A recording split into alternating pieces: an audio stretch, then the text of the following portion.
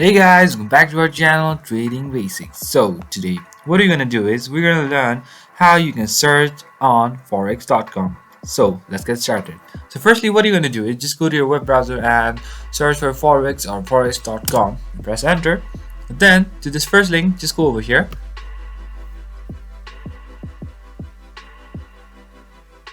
And then guys, you'll be redirected to this particular platform over here.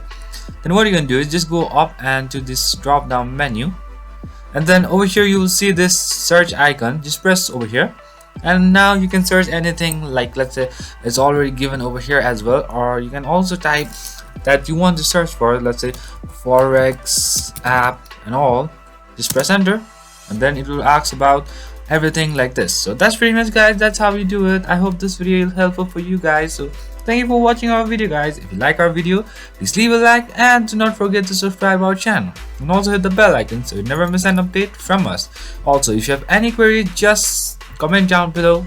So I'll see you guys again in our next video. Till then, stay safe guys. Thank you for watching.